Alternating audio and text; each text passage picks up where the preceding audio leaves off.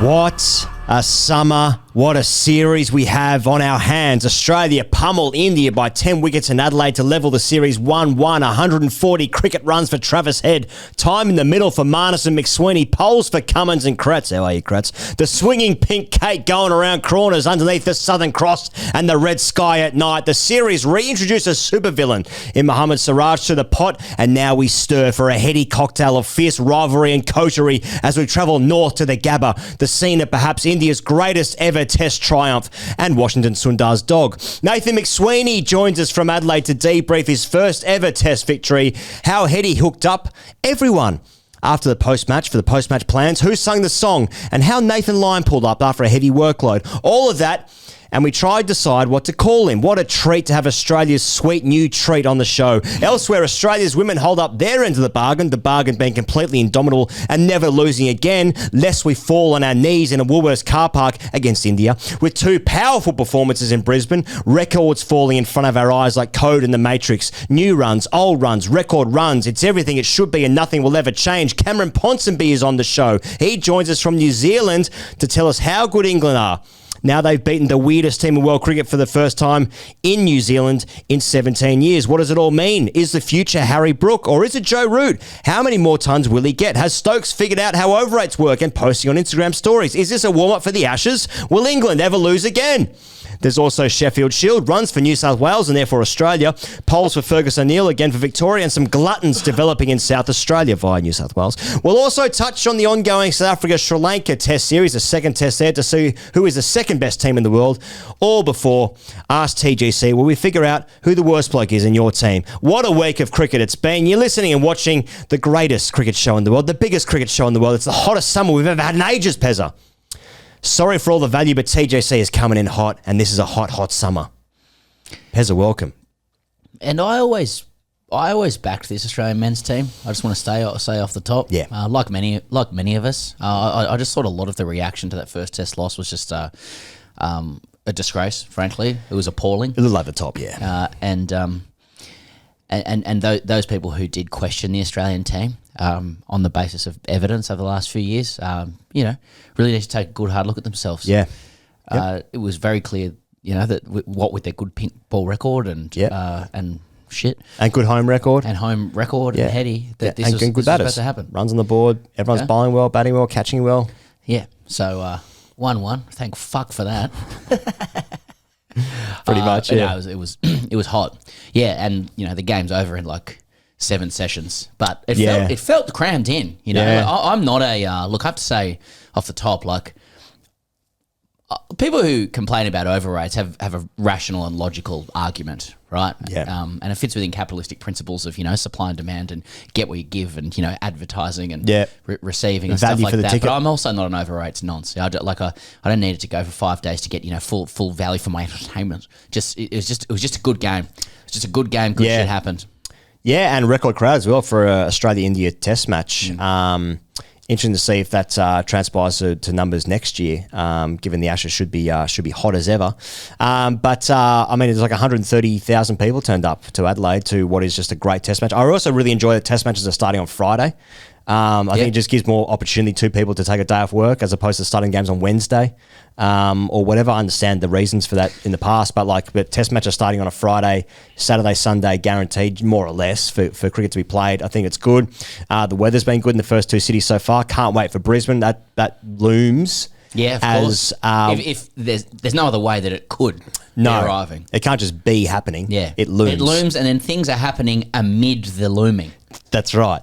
As one of just the hottest Test matches we've had in Australia in ages, just how the series is set up. I know there's been 2 pumpings on either side, but both teams have played good cricket in their wins. India played great cricket in the first Test, and Australia played great cricket building up to the second Test, therefore winning the second Test match. So far so good, I reckon. Well, there were roads diverging in a wood in Australian cricket existence here because Kratz goes bang with the pink cake and Australian cricket's back on track. Yeah. McSweeney and Marnus withstand Bumrah and we're able to talk about matters of pink sky, Sailor's Delight stuff. Yeah. And people out the back and how many tickets Heady got. We're back on track with that stuff, and the Indians carrying on.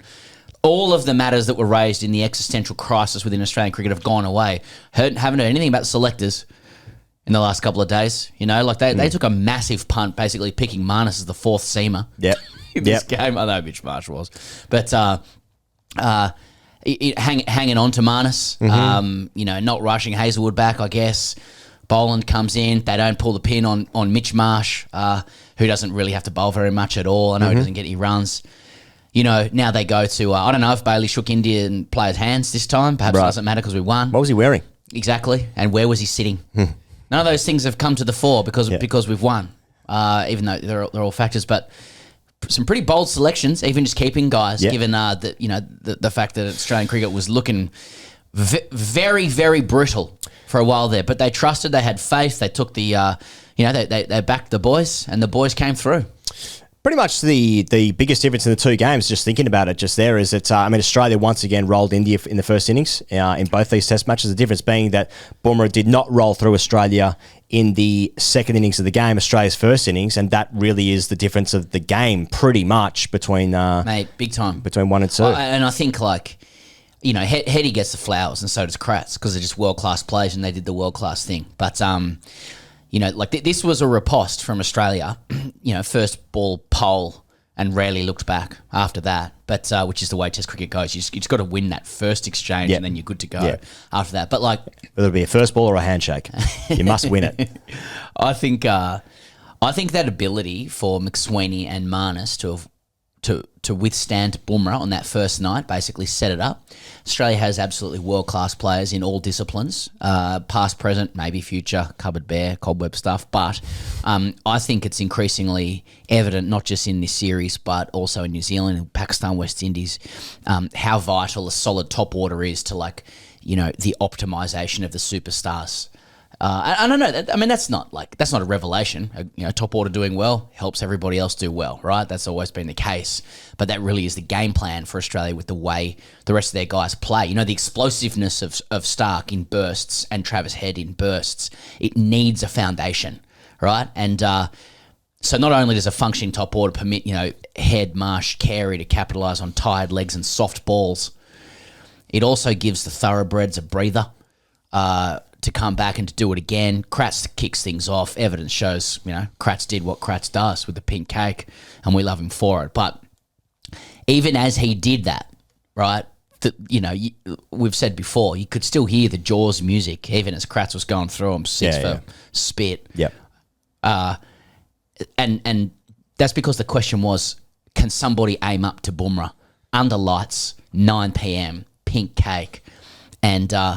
And in that scenario, you're looking at a two-test player who hasn't really opened before and doesn't look as big as other people just yet. Physically. I'm just talking about gym work. And a desperately out of form number 3 who somehow emerged into that second game with more responsibility than he did in the first. They took him on and they withstood him. And that's where the test was decisively set up. For Australia, I thought it was particularly compelling because in a game that went for 7 sessions and in a context where cricket games can move so fast, I think that session stands out even further, that you've got two guys. You know, no one really remembers a 39 and a 64. But McSweeney faces 109 balls. Marnus faces 126 balls. And it meant that Heady's batting on a Saturday afternoon in front of pissed friends and family comes out in the 41st over. It means the Quicks put the feet up for a day. They can come out and bowl 5 wicket-taking balls to the Indians, killing the game. And it was test match cricket. It was modern test match cricket because it's under lights. But they were just two blokes, like two Queenslanders out there withstanding a monster. And they did it, you know. And it meant you go into that first day 1 down. They fixed the fright that had happened in that first test. And I just think that contest between Bumrah and Australia's top 4 is like disproportionately going to decide the series. You know, like who wins those contests will probably win the match. Think about the compounding impact of Bumrah not getting through those guys in that first game, because, you know, he's been backed up by guys who at the moment are international twos, you know, riding in his slipstream, carrying on, not really bringing much themselves. I you know, like they need him to go through Australia at the start, and that was great fighting batting from those guys, and it set it up for everybody else. I was looking at Khawaja's numbers before we jumped on just here, and because I was just thinking, like, my instinct was that Khawaja's under pressure to make it to the rest of the series, especially given that Costas has he's scored another 88 for New South Wales in the Shield, so more runs there, and like, you know, we've been struggling with the bat right, but exactly to your point, his contributions have actually been in sort of the 20s and 30s. Even he scored another couple of 50s not that far ago. But he's taking time out of the game against the new ball. So, because Australia's game plan is becoming crystallising to me anyway, that like Head, Marsh and Carey are sort of cashing in runs to sort of accelerate the game, whilst the others are basically dotting it up at the other end. Now, this is more exacerbated because Warner's not on the side anymore, right? But, you know, even Usman making it through 5.5 overs of Bumrah's first spell, it gets out on Bumrah's what might have been the last ball of his spell, so he goes again for the 2 overs, I think, at Marnus. But this is all part of an odd game plan, I suppose, where like just don't get out to one guy, because at the other end it feels like a little bit international twos. Now, Harshit Rana, look, hasn't had a great game. Decided to have a good old chat to the boys. Don't get me wrong, but two globes and not many poles. Big old locomotive on that follow through as well. Just slow it up. Pull that handbrake, brother. And look, Siraj finishes with 4 wickets in the first innings, but like, let's be honest, bowled some pump outside of that. So yeah, you know, like. And Rohit Sharma's actually said, you know, Bumrah needs more support. And I think that's pretty reasonable, because when you look at the difference, Australia could have very easily lost the game by bowling India out too quickly in the first innings, therefore having to face an hour and a half at night. And in those circumstances, Australia could have easily been, well, had they batted the way they did in the first Test match, 6 or 7 down that night, and the game is once again over, despite only being 50 runs behind in the first Test match in the first innings there. So, completely agree with what you've said, in that the matchup of Bumrah against the top 4 is disproportionately weighing heavily on the outcome of the game. Before we go into the rest of the stuff, Pezza, we've been sort of hopping all over the country the last couple of weeks, but we've been doing the live show and, of course, been going to the Test matches, so we've double backed over Perth and Adelaide. But I just want to say a shout out and a thank you to the people that came to the Perth live show.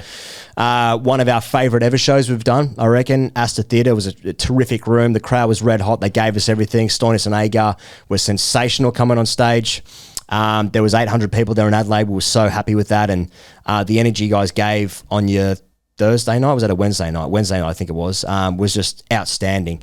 There's only one show available with tickets because we're heading to Brisbane next week with Big Doss on stage. Brisbane, we want your energy. We need your energy. Give us everything. It's 7 days before Christmas. Big Doss on stage. It's day 5 of the Test match. Of course, I don't think it's going to go that far, but it will be day 5 of what would be day 5 of the Test match.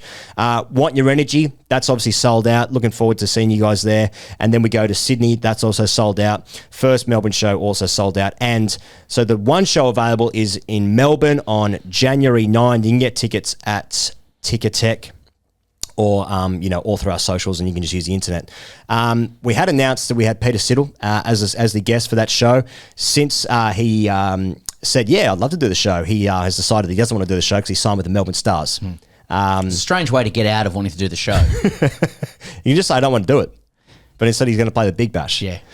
So unfortunately, Sid just had to pull out, which is fair enough. Because he took, for those who aren't across, the real nuances of domestic cricket in Australia, the Stars had a list position come up, and 40-year-old Peter Siddle has taken that position. That was not something that was known to either him or us when he agreed to do the show. So, look, obviously we've had to stay quiet about it. We've been in intense negotiations with Nick Cummins at Cricket Victoria about this, and just the disgrace and the selfishness, I think, of the Melbourne Stars to rob the forum audience for our second Melbourne show of Peter Siddle.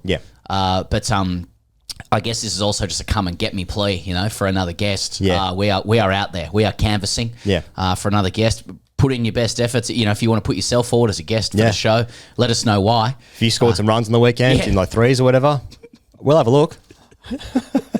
But no, we'll go back to the drawing board. Not that I even know what that is, but we'll figure it out. It's just we always do. Yeah. We always do. That's right. Anyway, so that's the only show you can buy tickets for. So if you're in Melbourne or you want to come to Melbourne, Thursday, 9th of January, Forum Theatre. We're so looking forward to the next couple of shows. But yeah, thank you, Perth. Thank you, Adelaide, the week before that. Awesome nights. Okay, just going back to the test match. It was like obviously a huge win for the side. It's a huge win for the series.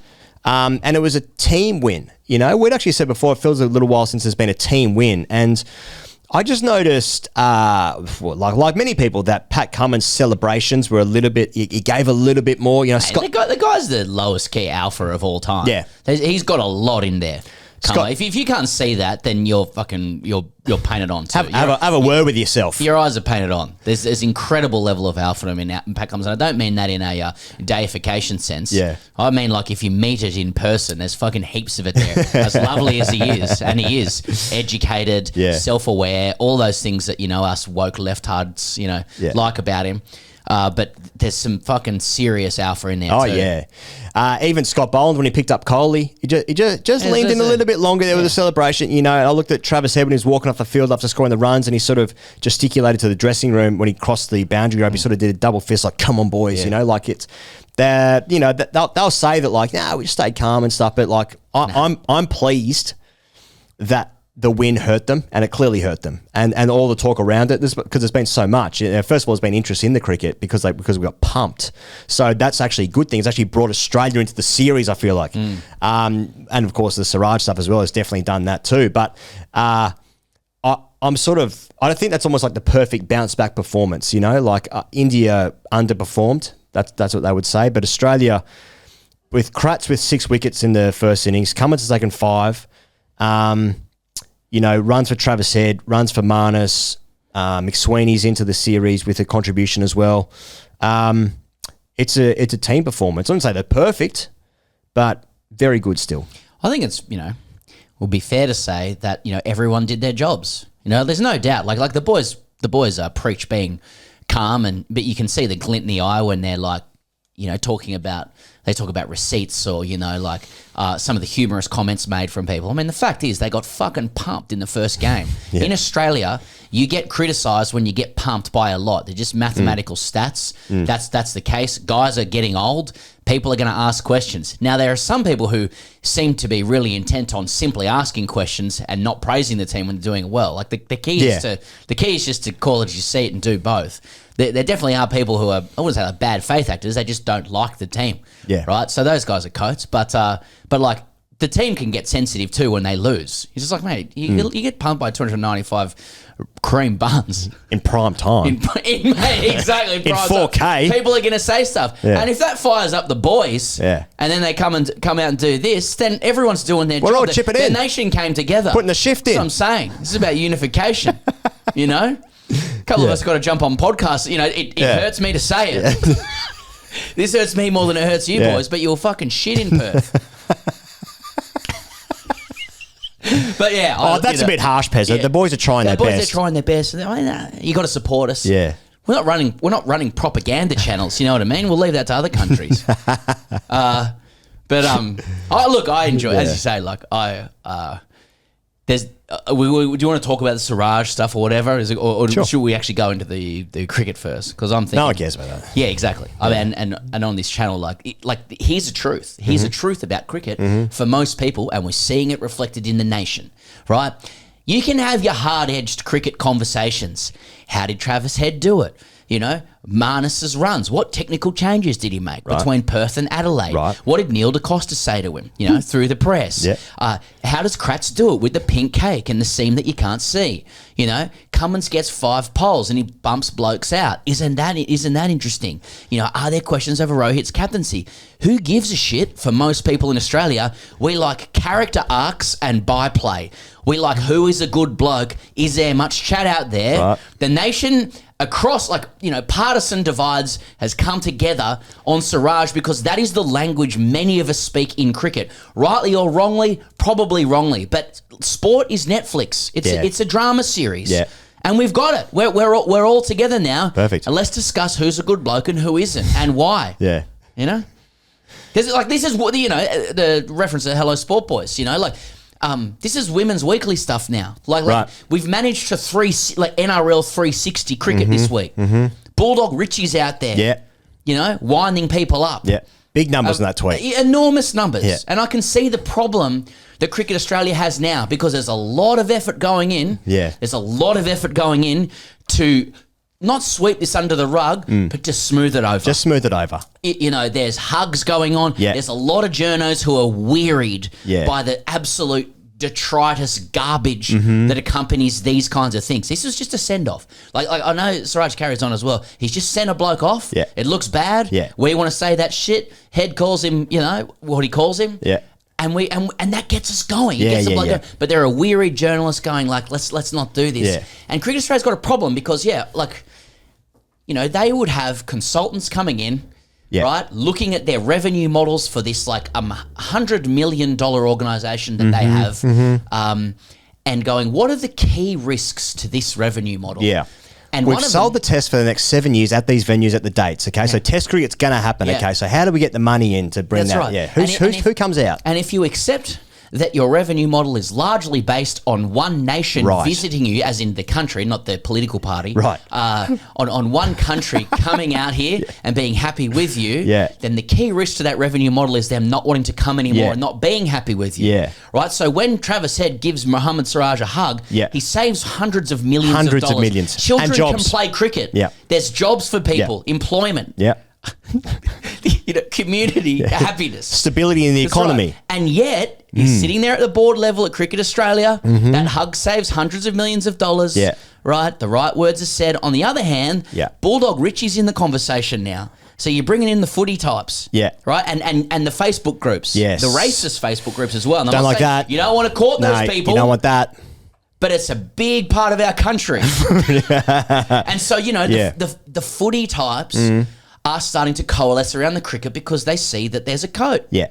And yeah. then Heady, on the other hand, is a swashbuckling, Yep. mustachioed Aussie everyman. Yeah. It's very titillating from a character perspective. You know, is there more money in NRL 360 or keeping India happy? You know, Siraj, he gets energy from getting his people's faces, right? You know, that's how he plays the game. You know, some people might say, look, you don't get to play that way and then wipe your hands clean when someone's like, well, that's very unlikable. Now, at the same time, Indian I get it. You know, you don't want to be lectured from Australians about on-field behaviour. What about this thing that happened in 1999? Now, others might say, look, no one was condoning that, you know, and that was also embarrassing. You know, some might say that as well. But, you know, when you look there and you think about like smoothing things over, you know, so far the touring team has been accused of ball tampering in an A game. You know, the captain of that side said, you know, that's a very stupid decision to the umpire who said he was going to report him. He's not been seen since. You know, you've got a bowler doing celeb appeals, you know, typically speaking, a bit of a no-no in the ICC's eyes. You got a guy running in and pegging a ball at a batter when the batsman pulls away. You got a guy sending a guy. So far, zero punishments for all these things, but this is the struggle they have because you got to smooth things over. Now, I can't help but feel that this often happens for a touring side when things start to not go their way, toys go out the pram. Are you suggesting that like they have one or two bad days of cricket and you're just starting to feel the ground being laid for some unhappiness? I just feel I feel like I'm in a pot and I'm feeling some heat bubbling away underneath. It's a low simmer, you know. You're keeping that as a low simmer. Yeah. So you know, these things are important economically, socially speaking. Yeah. An Indian guy gets red mist and the future of Australian cricket's at risk. Now, here's also the problem. Siraj is going to get booed in Brisbane. That's going to happen. I can't stop that from happening. I'm just one man with a show on the internet, okay? You've always said that. That's always been my MO, okay? It's all you wanted It's going to happen. Yeah. And what is also going to happen is say like, see, look how Indian players get treated on the field, you know? Now, sometimes it's just a coat being a coat. That's all it is, you know? A coat being a coat is a coat. That's all it is. That's all it is. But it's like, what about when the Aussies did it though? And where were you then? This is why the golden generation was so great, and those who came before, as well, because they obviously not only hoovered up all of the wins that were available, but they hoovered up all of the sledging capital that exists as well. Yeah. There's no capital left for Australia. Like a house. Yeah. No houses left. Exactly. The investments have been made. They've been realised. You know? They had it all. So our boys can't do anything anymore. There's nothing to be said. They're straitjacketed. Yeah. So look, these are the fine lines you have to walk as someone in cricket administration or a guy on the internet with a show. So you're going to face some backlash because like the water battery and the minutiae, and also everything associated with that. So sometimes it's just a coat being a coat, and that's all it is. But it's like no, we've never done anything wrong. Feels like there's a couple things have already happened that sort of been swept under the old rug there, but hey, 1-1, it's a good series.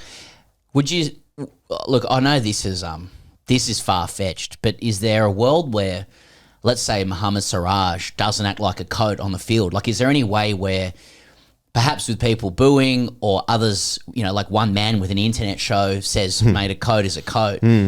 Is there any regulating force within that? Like, might that player go like, "Hey, perhaps I could bowl with a level of skill."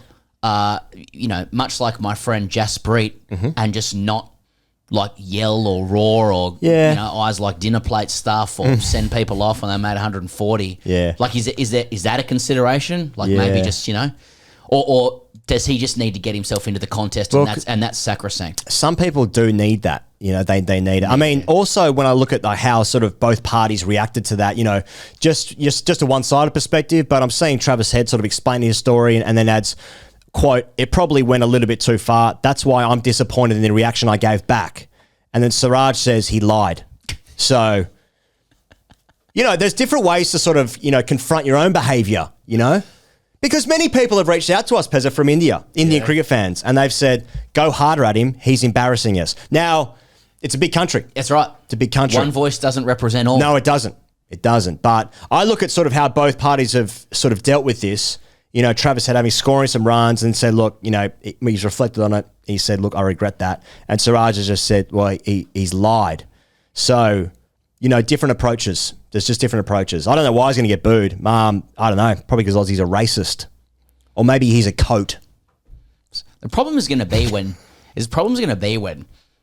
a racist Aussie boos him for being a coat. See, that's a problem. And it would also be true to say, but he's racist. It's that's true. Yeah, I know. That's when you're trying to untangle things there. See, or a racist boos him harder because they're racist. That's when it starts to get and this is why grey. It's so exactly. And you have to factor in and then you have to interview that racist and go, why were you booing him? Yeah, sorry. Yeah, because he's playing for free kicks. Oh yeah. See, and now you see why the journos get wearied. Yeah, but it's like because you just look at objectively what's happened on the field, and you're just like, oh, he's just a send off, as you said, and he's just carrying on. But it's like, yeah, but what about colonialism? It's like, God damn it, that's a good point. That's true. That's a but good point. there is capital there. Fuck, the boys had it good in '99 when there was no internet. Do whatever you want. No IPL. Do whatever you want. Get hit in the face. Tell them to get back and fucking bowl. They just hoovered up all the abuse capital, though. Stop saying it.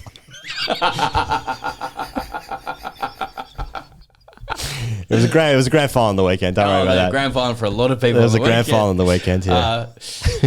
Yeah. Look, I just love. Hoover. How are you, Hoover? No. I just loved the fight from the top order. That was my, that. I know it's a hipster's choice. Let's talk about the cricket now, yeah. That was like the contrast that provides to what's happening in cricket generally. We're going to talk to Cam Ponsonby later about, Jacob Bethel and just run a ball hundreds and, deliberately not making 50 and getting out for 96 because you're just fucking smacking it, rock and roll, baby. Oh, yeah, all that sort of stuff. I play cricket. I sleep in a big bed with my wife. I'm pining, Christopher pining, if you will, in Adelaide. For that was old school.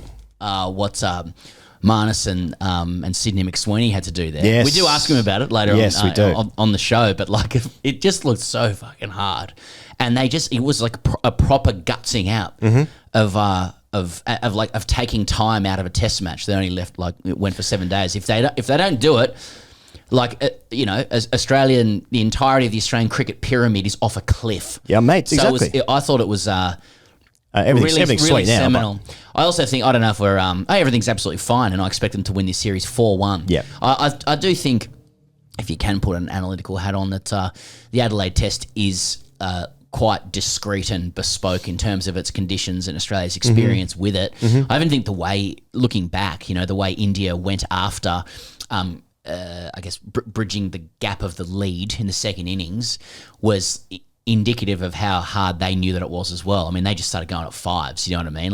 And lost 5 wickets in the process. That was like, oh, well, they decided that it was a one with your name on it. Name on it, gear, thing. So, in the, Perth was a much different wicket to Adelaide, and Brisbane's going to be a different wicket to Adelaide as well. And I think, so I'm not sure what form lines can be drawn. I think it's probably a hipster nonce's job to explain to us somewhere along the line, how Aussie techniques stand up against Bumrah on the Brisbane deck. And the problem with the Brisbane deck for me, and I encourage everybody to listen out for this, is that Brisbane is a wicket where if you look hard enough, you can see everybody describing every single facet of a wicket being part of Brisbane. Right. So as far as I understand, Brisbane is seaming, and when it seams, it spins. Yep. And because it's humid there, it can swing at the Gabba, but it's also a great place to bat. So everyone is involved. There's something here for the bowlers. Yeah, that's right. It's really tough to bat at the start. It's a great place to wicket keep. But also, if you DOS, you can bosh people for 300. Come on. So I don't know in whose favour it is.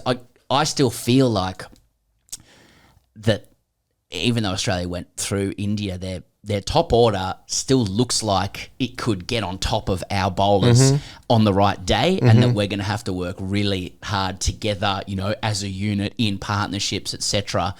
And I still feel like, if Australia finishes this series and Bumrah's got on top of us 5 times out of 10, we've done pretty well.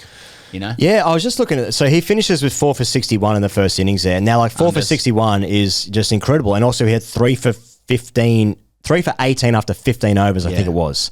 But it felt like when you're when you're actually at the ground. No, it felt like watching it. If you just get through his spell, you're gonna be okay. Such is the drop off. It feels like now. I think Siraj is a fine enough bowler, right? He finishes with 4 in the first innings. So he finished with 4 for 98. Yeah. Took him off at the right time then. Yeah, that's just right. from an aesthetic perspective. He picked up Head, Carey, Stark, and Boland. So Ashwin has been unders in the last sort of few times he's gone out. He got dropped for the series at home against New Zealand on spinning decks there. He finished with 1 for 53 off 18 overs in this game here as well. So it feels like there's so much pressure being put on Bumrah to win to win the game for his side. Because also at the same time, whilst there's been some batting issues with Australia, well documented, India's also had some struggles. Now, it's also an era where runs are hard to come by, basically, unless you're England, who have been scoring bulk runs, or Jaiswal, in fact, who's had a great 12 months. But the number of times they've been bowled out for under 200 or 150 in the first innings in the last sort of 6 months is probably pretty unusual for a side littered with talent amid stunning Test series. amid stunning economic growth and organisation. And that's how normal people talk when they talk about their games. Littered. Like I just got rubbish just dropping around. Yeah, that's right. Talent doesn't matter. I don't know. I guess that just buttresses your point regarding Bumrah's importance to India for winning games of cricket, which is what Rohit Sharma said as well, right? But you get through that, and it's it becomes a little bit easier. Yeah, I think it's credit to Australian decks a little bit as well, that you're like, okay, well, here's what happens in Perth. Can't really draw a form line into Adelaide. Can't really draw a form line into Brisbane. You're going to be tested across different types of cricketing conditions. I'd expect that Nathan Lyon will have a fairly big workload. I'm kind of looking forward to potentially a test going for 4 or 5 days, and I'm looking forward to a test where it can be in a certain situation and a team can fight their way back into it. Haven't seen that for a little while. It really does feel in Test cricket once you get ahead, it's hard. It's hard to lose. I know there are examples running against that. I'm thinking about Christchurch, for example, with Carey and Cummins and that sort of stuff. But yeah, look. I mean, what can you say? This is the hottest a series has felt in Australia for me. A Test series in my memory. It feels so evenly matched. There are so many storylines. There's so much good cricket to enjoy, and there's a lot of bullshit underneath as well if you want to fuck around with that. Yep. 100%. I mean, I said this yesterday on the Daily, I'll just repeat it, but like even the 2 times that India have won here recently, the last 2 series, even then it just felt like Australia would sort it out. You know, like I wasn't aware of how good the series was until like probably a year later, where I was like, that was a good series. Like when India won here last year, that ended up being a great series. But at the time I was like, Australia will sort this out. And never did, right? But this time it feels like because of that history that India's got, the players here on both sides, the things that they've achieved, it does feel like right now we are living in the best home series. I can't even think of a good one here, to be honest. I mean, that like even last summer was actually ended up being good, but in terms of the quality, what it means to both sides. And so many players you're seeing like, you know, they've been so good to get to where they are in cricket, not only playing international cricket, but the success they've had within it. Like they're going to have a say in the series. They're too good players not to be. I even just think about Jaiswal, for example. You know, like you get him a couple of times, but you know he's going to come back into the series. Yeah. Right? Look at Marnus, you know, who's been down and out. His batting has been poor by his standards. I don't think it's an exaggeration to say, for quite some time, and he just absolutely willed himself to do something for the team there. You know, like that's hot stuff for me from a sports perspective. You have these question marks now on the spotlight now does shine on Steve Smith and Usman Khawaja, and you know, given the rhythm of the series, you know, you're backing them insofar as like, what have you got something for us now? Yeah, you know, and like. A lot of the time, champions do turn up when it's the last throw of the dice for them, you know? And and Australia might need them, really. I think Marnus was 64 of 126, and he ended up getting a cutting one to Jaiswal off Nitish Kumar Reddy. He'll be... And he was at the top, but he'll be bitterly disappointed with how he got out. I mean, at that time in the game, they started, I think they might have hit 5 fours and 2 overs or something, and then he gets a short half wide one and just cuts it to sort of a straightish gully, I suppose. Now, he did all that work. I think there were runs there to be had in the afternoon, though it was really only Head that cashed in because Marsh, Carey, Cummins, Stark didn't do anything really other than contribute to being at the other end for Travis Head. But, you know, like he willed himself and he worked so hard, and then... I mean, McSweeney might be the same with 39 of 109. That the first session of day 2, they lost 3 wickets. McSweeney, Labuschagne and Smith on a time when like it was sunny, the ball wasn't doing that much. Yeah, I think they'd be disappointed. Still watching McSweeney's dismissal live, it still looked good. Oh, fuck, it looked good to be fair. What are you meant to do? Yeah, no shame to getting out to that. But anyway, yeah. Anything else you want to talk about the cricket match involving Australia and India in Adelaide there?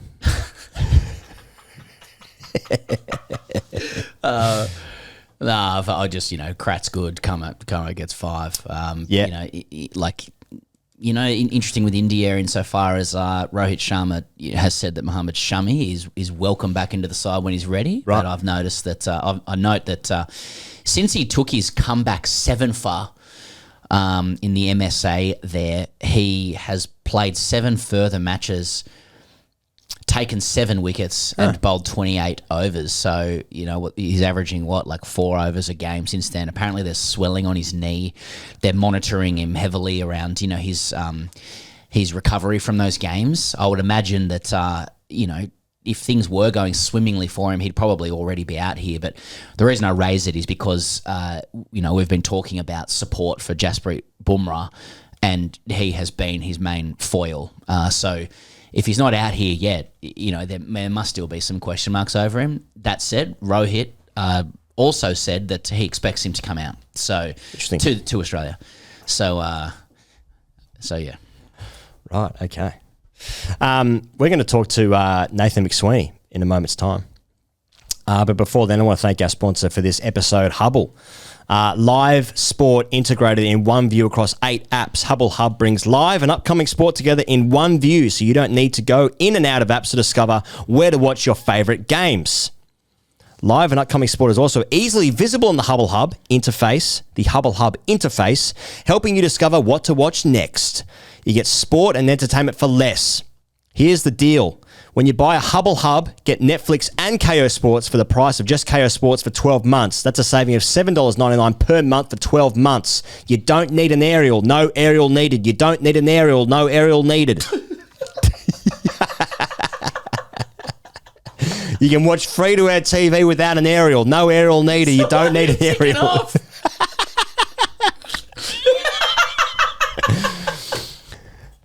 I'll say it again. When you buy a Hubbl Hub, you get Netflix and KO Sports for the price of just KO Sports for 12 months. That's a saving of $7.99 per month for 12 months. Hubbl Hub, the instant upgrade to your smart TV. Thanks to Hubbl for getting behind TGC for the last month or so. There you go. There's a deal. If you want it, you can get it. And if you don't want it, get it anyway. Okay, Pezza, but all interviews here at The Great Cricketer are brought to you by Ponting Wines, where you can use the code GETAFEW. 20% off all full-price wines using the code GETAFEW at pontingwines.com.au. Wasn't it great to see Punter hovering around the press box as well? Mate, it's always good to see. Safety. Yeah. Knocking around. I mean, people forget Australia lost when he went to Jeddah. Okay? Yeah, that's right. And he's back. He's commentating. His son Fletcher was walking around as well, dominating proceedings. I'm sorry to lift the lid, but people of a certain vintage will appreciate this. Mm-hmm. We briefly saw Punter say good day to Mark Waugh. Yeah. He said, "G'day, June. I haven't seen you for a little while." Now, Ponting wouldn't know that I was eavesdropping on that happening, but I was a metre away. It was harder to miss that. It just was, I was just standing there in the corner with a telescope. And I was dressed up as Mark Waugh. I said, "How are you, Rick?" It's very difficult to convey the feelings of safety that you feel there. But Ponting Wines is that should be a drop of choice for summer, frankly. As things really start to heat up into summer. Like I even feel like the first two tests we're still warming up, and now like right into Christmas is when people are going to be stuffing themselves with food. A little bit of stuffing themselves. And what are you going to wash it down with? Hoovering up some food. and washing down that food with a glass of Ponting Wines. I hate that phrase. Pontingwines.com.au. So any full price wines, you can get 20% off with the code GETAFEW. There's also discounted wines on the website here. You get the Ponting 366 Shiraz Cabernet 2020, 6 individually gift boxed bottles plus a signed Kookaburra cricket ball. As an example, you get gifts galore. There's also a Ponting green cap. Now, if you are just a sort of a hipster kind of guy, Charlie, I'm looking at you. Yeah. I can see Charlie wearing a Ponting. Always appropriating our culture. Yeah. When he hasn't got a fucking clue. He walks in with a France 98 t-shirt on, have him before he was born. You have a fucking clue about France. He was born 10 minutes ago. Fuck me. Hasn't got a clue what it's like pre 9/11. That World Cup is not there for your fucking obscure, ironic fashion, Charlie. That was a real World Cup. We love Charlie. The Ponting wine green, the Ponting green cap, $34.99. I'm going to buy that for you, Charlie. I'm going to buy that for Charlie. Charlie just fobbed you off there. Yeah, we'll have a look at that. You'll fucking wear what I tell you to wear. Sure.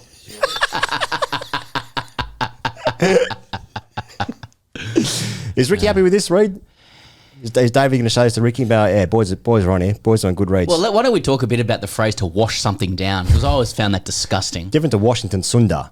He plays for India. Thank you for clarifying. Yeah. It's like, you wash it down with this wine. It's like, so I've actually eaten something. I've got bits of detritus in my mouth that I need to fucking clean out with liquid. I'm going to wash this down. Now, we need to organise a Christmas party here at TGC, and there's Ponting wines knocking about, let me tell you. Yeah. So maybe we should wash it down ourselves. I don't know, just around the office. Yeah, no worries. All right. That's pontingwines.com.au. You already knew that. Stop making me say it. Here's Nathan McSweeney. All right, he's the new face of Australian men's cricket, the new toy for us to play with. It's Australian under-19s, it's maturity, it's leadership, it's pedigree, it's valuable runs, it's valuable time at the crease, it's a couple of important catches, and it's fresh from its first test win in its adopted hometown. What a huge privilege to welcome Nathan McSweeney to the Grade Cricketer podcast. Buddha, hello. Thanks for that. That was pretty special. Thanks for having me on. Now, look, I'm calling it out. We only talked for like 60 seconds before you've come on the air, but like you sound dusty and you're in the hotel room. Are you able to open up about that? What are we looking at?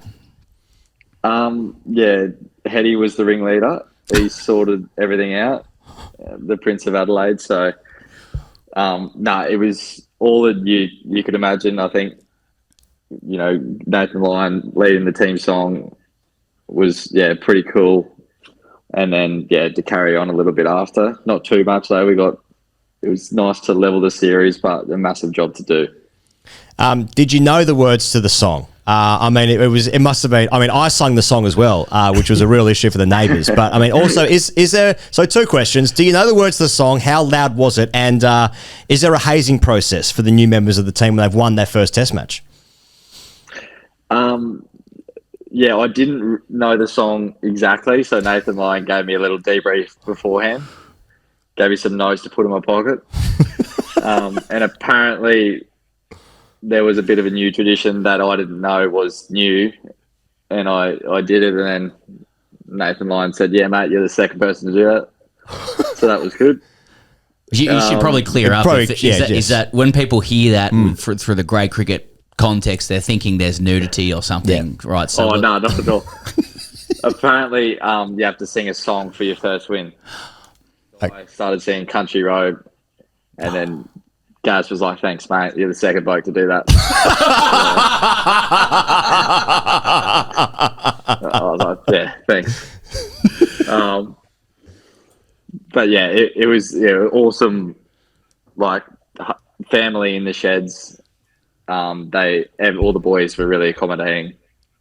It was a pretty cool experience. And then how do you contrast that to the feeling after Perth? I can't imagine the feelings would have been as euphoric. Yeah, complete opposite. It's just a sport in a nutshell. So it was nice to see the lowest of lows and then win really well and just share that with the friends and family that were in the sheds was pretty cool. That's cool, man. It feels like the nation is along for the ride after this test. Like, not only have a lot of the blokes stood up, but now we've got some byplay as well where, there's a hero and a villain and stuff like that, which really brings people. I know you're not going to say anything about that because you're intelligent, but like you're a 25-year-old called up to open the batting for Australia. You're replacing a retiring great in a series between the two best test teams in the world. Like, it really is the stuff of dreams. Have you allowed yourself a chance to stop and reflect on that? Like what's been the biggest pinch me moment of receiving that baggy green? And like, on the flip side, just how hard has Test cricket been? Because the stuff that you've been facing just looks extremely difficult. Yeah, it's all happened really quickly. It felt like the last couple of weeks have been in fast forward. The highs and lows of Perth, got my baggy green, probably singing the anthem was, something for me. Like, growing up as a kid, turn the cricket on TV, you'd see the players walk out, sing the anthem. And then when I was able to do that, and like Steve Smith was next to me, I was like, this is pretty cool. That's awesome. And then, to get out twice early in Perth, I was like, bugger, like, that's Test cricket. That's my debut done. It's all been, very fast forwarded. I think, like, the other thing is you miss out twice facing Bumrah. It's not like Shield cricket. You don't get them 5 games time. It's like they're coming again. So it's been interesting, like the lead up preparation. But I'm loving it. It is difficult at times, but exactly where you want to be. It's why you hit heaps of balls. To over the batting for your country, it's a dream come true. What about also like the times of day you've been batting? Like, obviously your first innings is your first innings, so like huge pressure there, just for yourself, I guess. And then the second innings, you got to bat for 20 minutes after you've been fielding for a week and a half. And then in the second test, you come in at 9 o'clock at night against the pink ball. And then the second innings of the second test match is like, mate, just go out there and enjoy yourself and chase 18. Are you looking forward to batting at a normal time against like some pump? It's been challenging, that side of it as well. Like yesterday, watching the score, we needed 5 for 30 to not bat again. That wishful thinking. Yeah. But it's a little tricky taste. But I guess the more I experience those scenarios, I'll be better for it. Yeah. Uzi down the other is very calm, and I feel like talking to him about. He goes, "Yeah, this doesn't get much harder than this." I'm like, it gives me some confidence. Are you? I appreciate you're in the middle of a series, but like, where do you rank Bulmer's spell to you in Perth in terms of the quality of bowling that you've faced in your life anywhere? Yeah, it'd be number one. Yeah, like he just is unique action, super skillful, it's good pace, yeah, and very accurate. So it's definitely challenging, but hopefully we can spend some time out there next game and get some overs to him and set it up for Travis Head to come in and slap him everywhere. I was going to say, to what extent have you? Because we were there on day 2 and just saw the. I suppose you were gone only, but the platform you guys laid the night before, you and Marnus, and then Marnus kicked on a little bit. To what extent does Heady owe his fireworks to the grind and the foundations laid by the boys from Queensland? Yeah, I think Marnus will definitely remind him that he couldn't have done what he did without Marnus's efforts. But Heady would just like, you probably cost me 200. I think we had to do our player votes after the game, and I looked over at Heady's and he was head. So he voted for himself, which was good. Just talk about the reaction to the first test loss, Nathan. Like, one suggestion, for Marnus was to go back to grade cricket, even if it was 2s or 3s. That was one suggestion. Do you think that was harsh on some of the guys at Redlands in 3rd grade who were making a run for the finals this year? Yeah, it wouldn't surprise me if he rocked up to play Redlands. It's nice to see him get some runs though. Yeah. He's he works that hard, and obviously big series there's heaps of chat about, who's making runs, who's not. But yeah, it's important not for us as a team and him personally. Yeah, for sure. I mean, like, can you let us inside the dressing room for the reaction after the first test? Because, like, Australia, the public were pissed off, right? Like that it copped a thumping in the first test, and I get the feeling, like, judging by the reaction of some of the wickets celebration, especially from the captain, like the boys were fired up for this one. Was there some anger in the sheds after Perth? It was a weird one because I was kind of thinking that. I was like, if this happened in Shield cricket, the coach would probably have pretty stern words and, lads, we need to sort this out. But there was none of that from Paddy and Ron.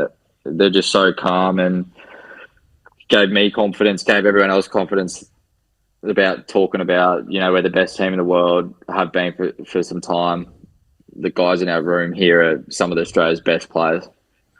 And, if we're playing well, stick to your strengths. Like, he just gave us all heaps of confidence.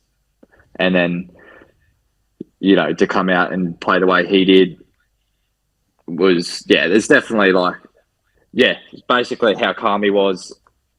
And, to come out and play the way he did was, no doubt, it's a big series. Everyone understands how much talk about is there. And to come out and play the way we did was awesome. You've actually been referred to as a mentee of Marnus, and you've praised him for taking you under his wing. I can see you're quite similar technically with the bat, but like the nation wants to get to know you. Like, do you froth on cricket as much as him? Do you watch as much as him? Do you hit as much as him? Do you need the nets as much as him? No, probably a little bit different to him. I don't think anyone loves the game as much as he does. But I definitely do have similarities with my preparation and the way I think about the game. But if I did what he did, I'd go nuts mentally. I need to put the bat down, pick up a golf club, and chill out a little bit more than what he does. I noticed in researching your nickname Buddha, a preschool PE teacher decided you look like Buddha. So just fat shaming a 5-year-old is stuck there, obviously. I'm not sure if you've ever met Tubby Taylor, but he's just not fat. He's just an in shape 60-year-old man named Tubby. Is it time we call you something else? I've been calling you Sydney McSweeney, just letting you know. Should we get rid of Nathan and the MC of your last name and just call you McSweeney? What are your thoughts? Yeah, it's funny how nicknames stick, especially ones you don't like.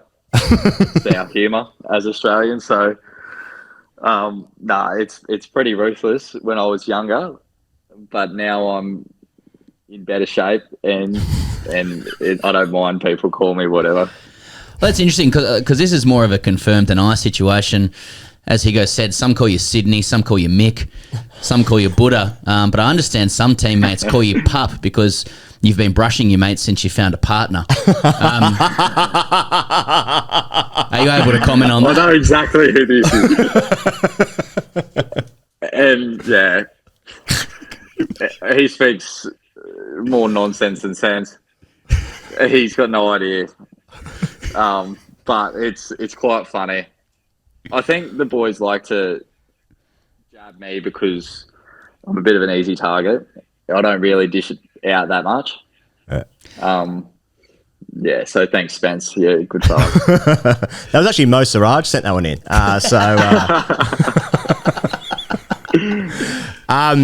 What are we expecting here from the Brisbane faithful here, Sydney? How many of your mates have hit you up for tickets that you haven't spoken to since year 9? I feel like it's going to be it's the week before Christmas. It's going to be, it's going to be red hot. I reckon we've got a great series. Brisbane gets another great Test match. You're obviously looking forward to it. But what do you reckon we can expect from the Queenslanders? Yeah, I feel sorry for our team manager. I think my whole family and some people I didn't even know who came to Perth. Adelaide adopted home, had 30 tickets, probably allowed 6. Heady had the rest. And now to Brisbane. So I'm going to have heaps of family, friends, and as you said, it's a massive series. Week before Christmas, it's got to be pretty special, I think. You are like Mick, a wonderful, polite, respectful young man. There's no comment about you that passes from anybody in cricket without the word impressive being used. And you got to understand from the grade cricket perspective, the radar goes off a little bit because you've ascended through every level of cricket. No doubt via some of the country's greatest rascals and degenerates. You've played grade cricket, you've played pathways, you've played at Queensland and South Australia and grade cricket there as well. So you must know how to handle yourself at some low key level. How many test runs do you need before you clap back at Marnus in front of the group to go up the social pecking order? And for example, mate, I know you say that you don't give it back or whatever, but what sorcery did it take to join the Australian men's cricket team and jump straight into gully and keep Heady at bat pad? The more I feel comfortable, I do open up a little bit. But yeah, I don't know how Heady's got the bat pad and I've walked into gully. That's amazing. I think the boys in the cordon just don't want to hear him speak because he doesn't shut up. I don't know. It's a great environment though. They're so lighthearted. It's just a normal cricket team. Growing up, you're it's an Australian cricket team. They'll be so serious, but they're just. It's a great team. Uzi always says we're all great cricketers. And Paddy said, goes, I've only played a couple.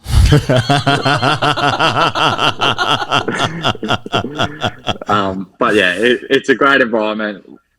It's a good grade cricket team, and it's awesome to be a part of. It's a very strong grade cricket team.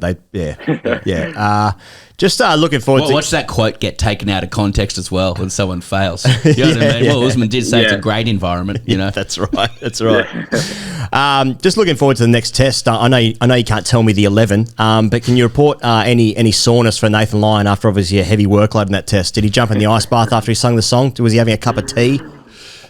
Oh, there was a few jabs. Said, well played, Gaz. Going around the change room. So, yeah, it was... he's fresh, definitely.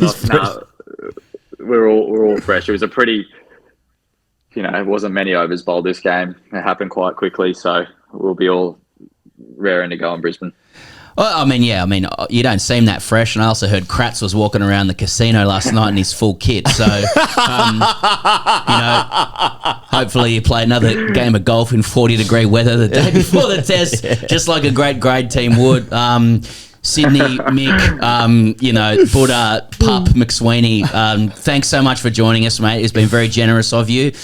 You got the nation behind you heading into Brizzy. All the best. I hope the batting gets a little bit easier, mate, and you can freshen up before 1,000 people, friends and family that you've never met, come and see you at the Gabba. Thanks so much for having me. Thank you very much to Sydney McSweeney there. What a treat that was to have Australia's most recent Test cricketer. I should say, for those who are listening, in case there was any sense that his affect was slow, which I didn't think there was, he was concerned about it. He could basically hear himself through his earphones. Right. There was an echo there, and everybody knows that experience of talking and then hearing yourself. I thought he did a very good job in those circumstances. But I just want to shout out to Better Beer. Day for it. In fact, they had their Day for it day on Saturday down at Sorrento Hotel here in Victoria, here in Melbourne. You're able to get a bus down as well at 10:30 from Southern Cross. The 30 sheets. different to 3 sheets Being of the wind. 3 sheets of the wind. How you come back on the way home. Anyway, thanks to Better Beer for getting behind us. You can see I'm actually wearing a Better Beer t-shirt today. I got a little cap on here. You got the cap on? Don't worry Yeah, about nice. that. Oh, we're flooded with Better Beer in the studio here. I thought it was about me wearing caps. I've had this caps. I've had this. Yeah, that's right. Ponting's green cap. Can you believe it? He's really expanding the whole business there. But red Mitsubishi's next year. I've had criticism for the angle at which the brim of my cap protrudes because it does get in the way of the brand at times. I see. But I just want to address those comments. You look fine to me, but hey, what do I know? Well, yeah, I've had sex before with a woman. And you have nice hair as well, so you don't have to fuck around with hats that much. You haven't got a fucking clue about my life, mate. Anyway, I just have the angle of the brim. I don't know if it just feels normal to me. Like it just feels that's just how it sits. That's just maybe the shape of the old, Travis Head. It's It's an ode to Billy Madison. Someone's called it a violent angle. You'd like to move on from this, and that's no. I want to know if you want to correct your comments about Mitch Starc in the casino. Oh yeah, you're right. Yeah, so thank you in the again in the Nathan correct your comments. Yeah, that's right. I'd like to correct the record and own up to a mistake, but in the Nathan McSweeney interview just before I put it to him that Kratz was walking around the casino in full kit. The accurate thing to say is that he was walking around the team hotel in full kit, which is different. And again, I only know that because I had a telescope zoomed in on his room. Now it's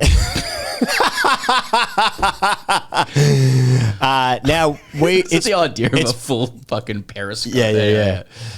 Different to a Pinacle, which is one for Patreon. But speaking of Patreon, someone did post on the if you want some of the reddest, hottest chat of all time, get on Patreon because the chat that has been blowing up during the test matches. Because online chat, let's face it, between Australia and India, generally descends to a fucking bin fire, right? It's bin fire stuff. It's Havasuk versus crime, or it's a joke. It's sandpaper. It's dumb stuff. Both sides, etc., cricket, etc. RIP.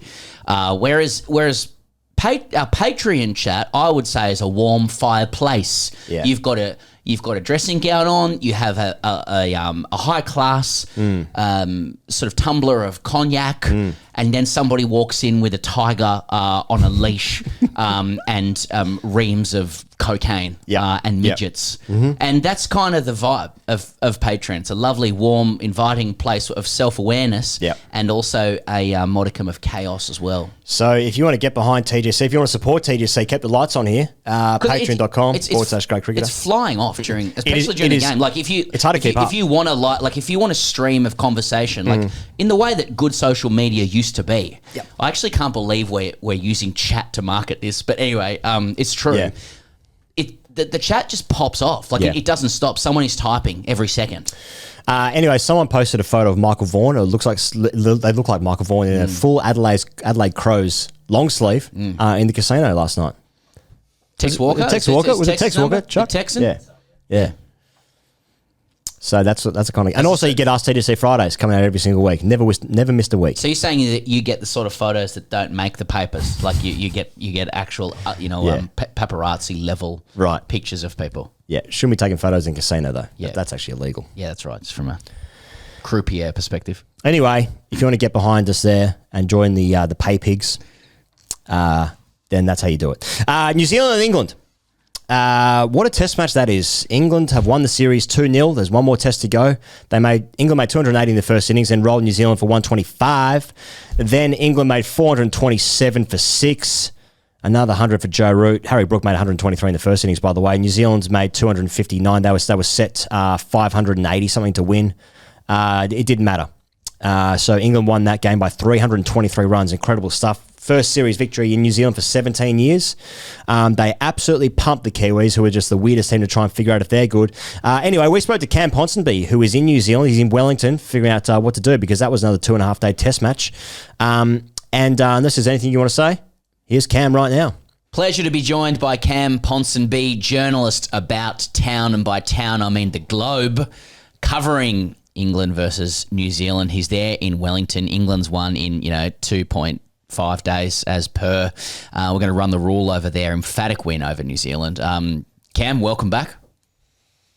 Welcome back. It's debut, Sam. I see. I messaged Vish Hantaraja from Cricinfo when you messaged me, Sam, and I was like, doing TGC in a couple of hours. Like, that's cool. And he was like, shit, I didn't get back to Sam. So we don't all get debuts in the way we want them. I'm happy to be second choice. It's fine. I'm ready. Well, you've lifted the hood on it. I did give Vish 6 hours to respond after he double blue ticked me, and then you've obviously told him straight away, and then he's texted going, oh yeah, sorry, I couldn't do it. So anyway, that's okay. Well, welcome to the debut. Sorry, I know you've been into our studio before, but obviously that was just in a lover sense between us. And we saw you at the Coliseum in Texas. So that was a surreal moment. Yeah. I was in Dallas at the World Cup watching cows run around and saw Sam Perry and Ian Higgins from the Great Cricketer, and I was like, what is happening here? I don't know. None of these things should be happening together. But it was a great moment. It made me smile. Cam, that's 2-0 in the series now for England. A whitewash looms. Look, got to ask, are England good? It's a great question. And I actually literally just started a piece for The Independent with those exact 3 words. Basically, I don't know. I think on the whole, New Zealand have been so bad that you can't not caveat these 2 wins. They threw everything on the floor in Christchurch, and then in Wellington, they kind of battered extraordinarily badly. But there are like pockets of this England team which are good and are kind of good being independent of what the opponents are doing. So you've got Joe Root and Harry Brook at 4 and 5, who are both genuine world-class kind of middle-order batters. You've got Jacob Bethel emerging, who is going to be the greatest player to have ever existed. And you've got Gus Atkinson and Bryden Cast, who are 2 of these like bowlers that England have said they've wanted for like a decade, where they're like pitch independent, hit the deck hard, and kind of don't need it to be April in Nottingham to be good. And so there you've got like 5 players, and you go, well, 5 players is half a team. And then you've got Ben Stokes and Ben Duckett's good. So you've got like the spine. And there's only really so many question marks that remain. Like Zach Crawley's now got another question mark over his head, but he's just weird against New Zealand. Bashir's a work in progress. So overall, it's getting there. I think England are good, but I'm not sure. I hope that answers the question. Well, I think it does. I mean, if there is a weirder team than England to follow, New Zealand would be up there because they've lost all these series. They've been pumped in heaps of these games, yet have achieved the greatest achievement in Test cricket in recent history, definitely. So, I guess like a follow-up question would be, New Zealand, can you see New Zealand being good in any way? Or are they in a similar spot to Australia were a week ago, where it's like, oh, I can see some good players here, but they're getting a bit old. Are you seeing that the same way? I think New Zealand have now lost 4 tests in a row at home. So you can basically cut it however way you want. You either go, they beat India 3-0 in India, they're the best team of all time. Or you go, they've actually lost 4 tests on the row at home. They dropped a test to Bangladesh last year. They were thumped by Sri Lanka. And basically, I think their top 6 going into the last test, 3 of their top 6, and Latham, Conway, and Blundell, averaged less than 25 in their last 15 tests. Like, that's bad. And then you kind of go to India, where the scores are going to be a bit lower. And as long as one of them stepped up on any given occasion, you get to a score that is competitive and wins. When you're back on the kind of batting friendly wickets of New Zealand, you need multiple people to score runs. And so if you're like guys like Ravindra or Williamson don't make that step up, you need multiple contributions, and they haven't had that. And so their kind of very brittle batting lineup has been exposed. And then with their seam attack, it's really sad, because you basically have to kind of go, Tim Southee they're kind of dragging him along. It's the first time I've ever actually believed and understood when people talk about the need to bowl in partnerships and bowl as a unit. I thought that's what people just said, when you're making the person who wasn't getting any wickets feel better about themselves. But O'Rourke and Smith will be bowling, you're like, oh, this is so good, they're on top here. Then you go, England actually only need to get through 10 overs, and then Southee's going to come back for a second spell, and he's bowling 75 miles an hour. And I feel so stupid saying that about a genuine great of the game who's been amazing for 15 years, and then we're spending the last 3 weeks of his career talking about him basically bowling throwdowns, and it just feels so disrespectful. And so between that, they kind of have a blunted seam attack, a brittle batting lineup, and again, those two things, batting and bowling are the 2 parts of the sport, and the third part is fielding, and they dropped all their catches in Christchurch. So as a whole, it's not a great equation and recipe. Yeah, they definitely have been unlucky. Yeah. There's a bit of chat about Tim Southee. I know this was meant to be his lap of honour, and he's due to retire at season's end. I note the headlines overnight are that Ian Smith's just said pull the pin now. Let's put a full stop on it. How are you seeing it? I don't think they will. I think Tom Latham said in a press conference, and granted I'm relaying this from another journalist who said he heard it. He might have said it on TV, so loads of people heard it. It just wasn't me. That kind of Tom Latham was like, we'll let the dust settle. We'll try and work out what our team's going to be for Hamilton. But obviously it's Timmy's last game. And you're like, okay, so he's going to play. And it feels at this point it'd be too cruel, too horrible to let him go. And weirdly, because it's 2-0, you kind of go, let's just lose 3-0 and get over it. It's not it's not the decider. That being said, they missed the trick by not resting him or dropping him or whatever word you want to use for the Wellington test. 3 tests back to back is a lot for any seamer at any age. And so you could have very easily gone, sit this one out, we'll bring Santner in or whoever we wanted to play, and then come back for your farewell. A friend of mine messaged me earlier today, and he was like, is this kind of showing that England got it right with Anderson, where you kind of, you take that proactive decision to kind of move Grandad on and go we love you dearly. Not for us anymore, basically. And you go, had they given him one send-off test, or that, given them just meant after the India series he left on that high, because now it feels like at this elite level of the sport, they're carrying someone. And again, it feels ludicrous and it's stupid because it's his last test match, and this should be a time where we're talking about all the best bits of Tim Southee and how amazing he's been, and instead we're looks slow. It's rubbish. It's sad. Just going back to England, who obviously have been great in these couple of test matches, but you got Gus Atkinson, who you mentioned before, who's exciting, right? So he's got a test 5-fer, a test 10-fer, a test 100, and a test hat-trick, and he's played 10 tests. I mean, that is extraordinary on any metric. Obviously, all of this is just a prep for the Ashes, as every game is that isn't the Ashes. Yeah, that's right. It's all a big build-up for 12 months' time. But what kind of attack would you expect England to take to Australia? Oh, is that? We're actually talking about the Ashes. I thought you were taking the piss and we're going to... Oh, brilliant. Yeah, it's good. Again, because we're building towards the Ashes, and you have these 2 guys in Atkinson and Carse, they're able to bowl kind of at high 80s, and you can basically mould your attack around that, how you want it to be. So say you have Bashir as a spinner, and crucially, if you have Stokes to be the 3rd or 4th seamer, then depending on where you are, you can go all right, this is the pink ball test. We want a seam bowler. We want a swing bowler. We want someone like Matthew Potts. We want someone like Chris Wokes to be able to kind of use the new ball and move it in the air. Or if you want to go a different way and you want to go high pace, and you can like risk a kind of Jofra Archer or Mark Wood. Or more to the point, if you somehow had Archer and Wood available at the same time, you then have a bowling depth because you can have one of Atkinson or Cars. I think where England, to go back to the initial question, like, are they good? It's like in both bowling and batting departments, we're now seeing a world where there's like the next cab off the rank is available and is good. And that's really promising.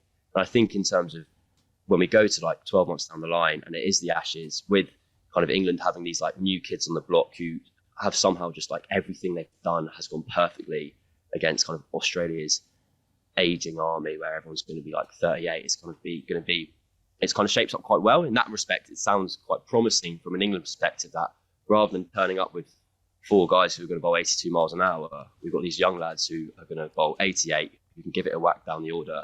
And that sounds quite Australian, which is good if you want to win in Australia, traditionally. So as far as I can tell, the team, I said this to Ali last week, the team's just full of great players, either emerging or currently. It's home to guys who've made hundreds, taken hat-tricks, taken tenfers.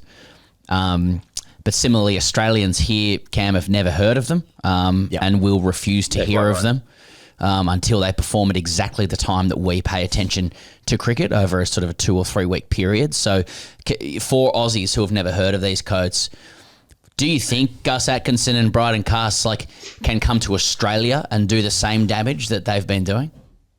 A mate of mine messaged me earlier today. He plays grade cricket in Melbourne, and he was like, "Can you help convince me that, can you help convince my mates who play grade cricket that Harry Brook is good?" And I was like, "You've lost me. Like, it's one of the stupidest opinions I've ever heard. Like, if you're not gonna rate Harry Brook, then where are we? Like, it's like you're having a conversation about like evolution. You're like, well, yeah, obviously, like, the Earth was created in 6 days. Kind of. There's no point. Why do we still have monkeys? At that point.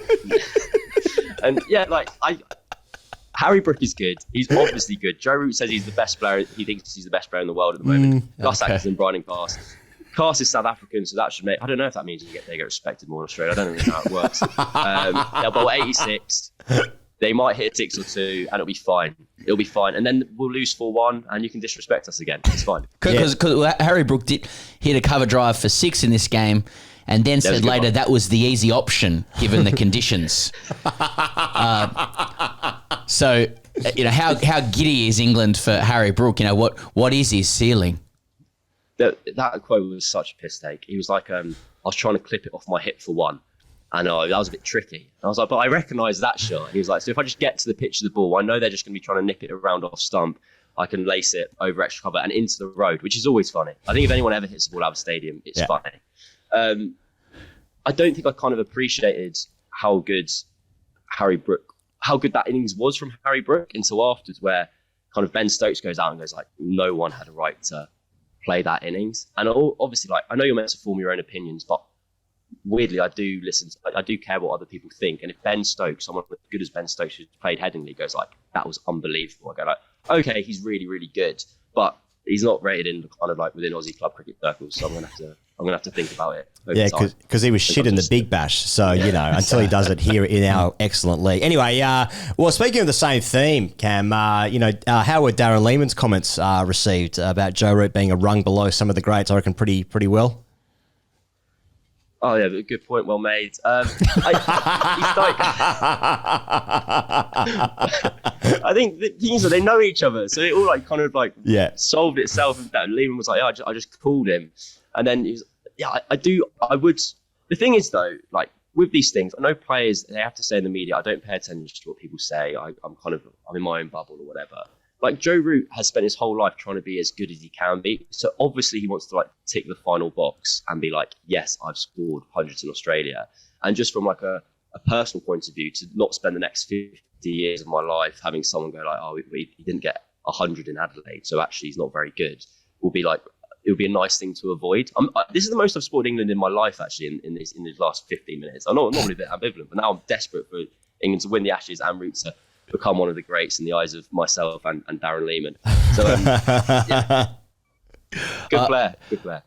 I mean, Stokes' word is gospel. I just noted in response to Jacob Bethel's knock of 96. So correct to say Jacob Bethel doesn't have a first-class 100 just Correct. yet. No professional 100. Yeah, that's right. And I know some people were saying it would have been premature to pick him in the test matches. But Stokes said I was devastated for him to not get that 3 figures. But I walked in and I said to him, it's only 4 runs, isn't it? And his response was, yeah, but it would have been flair if I smacked that through the covers to bring it up. To which Stokes said, class. So if anything, a better result that he didn't get that 100. It was so funny. It was just kind of like England's kind of key touch points happening over and over again, where like Bethel gets 96 and it's brilliant and it's amazing because he didn't get 100 and we don't care about milestones. And then Ben Stokes, just because Joe Root nicks off, gets to declare on 49, and you can just have a moment where it's like, oh, he just doesn't care about any milestones. He's so selfless. Jacob Bethel, like, I'm in my mind, I know Ali said this on the show last week, but like Brian Lara, the guy who, out of everyone who's ever walked to the crease in Test cricket, he has the biggest score. He scored the most runs, and he's saying this guy's really good. And so I'm like, I'm on the train. I'm excited. I was out in the Caribbean for the white ball tour, and he scored, I think it was 2 or 3 half centuries and looked incredible. He has like the left-hander's bonus where everything looks more elegant. Yep. He's also a fantastic fielder, so he catches everything in like the outfield. He fails well. When he nicked off in Christchurch, it looked like really good. Yeah. I think if you're aesthetic in failure, that goes a long way to like winning the population over. He pulls off a length, which is one of the sexiest shots in cricket. He plays a straight drive where he like bounces straight into the ground and over Nathan Smith, and he just stands there and watches it away. Like by every kind of stereotypically attractive model in cricket that we have, he looks the business and he looks fantastic. You might be referred to it. There's annoyingly a screenshot of me talking to Cricket Info where I go like, I hope he doesn't play in New Zealand. It would be premature. It's too soon. You must look after this like wonder kid. And I'm obviously wrong, and that's fine. Once again, Ben Stokes and Brendan McCullum know more about cricket than me, which is a surprise. And I know the point is you're not meant to like overhype these youngsters, and you shouldn't get too giddy because there's a chance it all goes wrong and they're out of the game by 26 or whatever. But like, it's fun getting giddy and it's fun getting ahead of yourself. And at the moment, we've got a kid who'd never batted 3 for his county, which I think Will McPherson from Telegraph made the point, like maybe the right question is like, why hadn't he? He's in Test cricket, looking the part, looking like he's about to be fun for 15 years. And yeah, all in, all chips in the middle.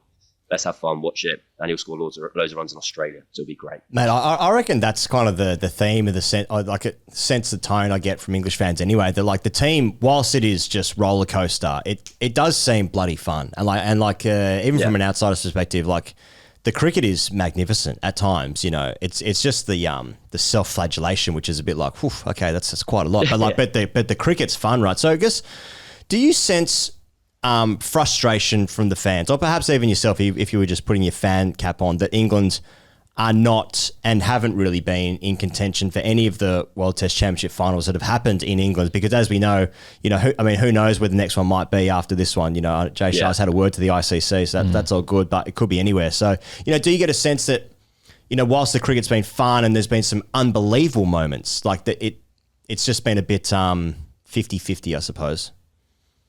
Yeah, like with the World Test Championship, I'd like them to pretend they care, at least. Like the final is played in England, and like there's no way that if they didn't qualify for the final, it would be fun and it would be an event. And I understand that by playing loads more Test cricket than everyone else on a points percentage system, it's harder to qualify. I understand all that, but it just feels a bit self-defeating and piss-takey to an extent to be like, we don't care about this competition that everyone else is involved in, and that we, whilst on the one hand we say we want to be part of this resurrection of the format and keep it going for decades to come, don't care for the one competition that's attempting to contextualize it all. I think there's definitely an element of like, again, like piss take is the right phrase, where they pick a 21-year-old to bat 3 who's never batted 3 in first class cricket. And Stokes was asked this at the start of the series, and he basically was like, we're not doing this to wind people up. But it does wind people up because it's different, and it so often flies in the face of all convention that we're familiar with. You want to assume and you want to think that meritocracy is like associated with all walks of life, that people earn the opportunity to represent their country at the highest level. And when you start plucking kids out because they have to like duck when they walk through a door, like that kind of breaks that, and you're like, this is quite annoying. Like how should the person who's 28 and been churning out runs or taking loads of wickets feel about this? And so from that point, there is, it'd be annoying. It's the flashy, showy kid at school who is also like backing up what they're, is like walking the walk as well as talking the talk. I personally, like, when, I know I've just gone on about Bethel, but even that point where I was like, I can't believe, there's a part of me which was annoyed. I was like, I can't believe they got it right again. Like, how have they got it right again? And so I think there is definitely, and I reckon you could split it down pretty directly through like age brackets of people who get wound up by like the Stokes and McCullum mantra and kind of, regime. But for the most part, as long as we kind of dial it down a little bit, it has just been a really fun 2.5, 3 years to be involved with and see. And that's good. That's all I really care about, I think, is having fun watching cricket, and they do that. Do you think, I mean, about a week ago, Cam, you know, the knives were out for the Australian team, and, you know, there's a lot of discussion about the cupboard being bare for batting and the Sheffield Shield not being fit for purpose, given the global trends in cricket, that, you know, youngsters walking into the nets want to get $1 million as an impact sub at the IPL and will tailor their game accordingly, you know, like, and to that end, I mean, we're not going to have that chat this week because we've won a game of cricket, right? So just all of that stuff goes away. And quite right, you're exactly right. That'll happen for 48 hours. But when I look at England's cricket and baseball, and we in Australia will focus on the suck-off, you know, more than the success of it. But it does strike me that there's some potential strategic calculation to, you know, reorienting its test cricket to look more like white ball cricket, given that's the way the game appears to be going. So England's most talented players, although having not scored first-class tons, you know, for, you know, Warwickshire or Northamptonshire in what many would regard as twos, will have a path to test cricket because they're the most talented players, and they're starting to now being given a signal to say, if you want to play for England, you're going to have to whack the ball around a little bit. So there's actually an alignment between the way white ball cricket and red ball cricket is played, which is probably very fit for purpose with the way the entire global game is going. I think there's two things that maybe think of there. One is that, I said there was two things. I've forgotten the first one. That's all right. I'll go to the second one. I think a lot of players kind of are increasingly appreciating the difference between formats and kind of understanding that. For instance, I know Carlos Brathwaite spoke about this in the past, that his test batting, his first-class batting fell off the cliff kind of after his 4 sixes in the World Cup final, because to be able to strike the ball well, you need to have a solid foundation batting technique. And Jordan Cox, who obviously broke his finger before this series, I did an interview with him for the BBC, weirdly didn't go out, wasn't playing, shock. And he was basically saying, like, he was considering like retiring from red ball cricket a couple of years ago, and his dad was like, what are you doing? Like, how do you think you're going to be able to bat well enough to strike a white ball and earn loads of money if you're not playing red ball cricket? And I think that's an increasingly a growing standpoint and opinion of a lot of cricketers, that even with the difference between 2020 and 50 over cricket, you need to be doing these things to them all to blend together. Whether that is a persuasive enough argument for someone to not go into nets and just target like white ball cricket, I don't know. The other thing I think is, in terms of it being a way into the England test team, that was kind of the contradiction of the whole, you can be whoever you want to be in this test team. This was my first point, by the way. I remembered it, which I'm brilliant about. You can be whoever you want to be in this test team, whereas actually the kind of criteria for selection had never been narrower. It was like, you have to be able to stand there and belt it and drink six pints and play off scratch. Like, that's who we're after. The last 2 bits were my addition.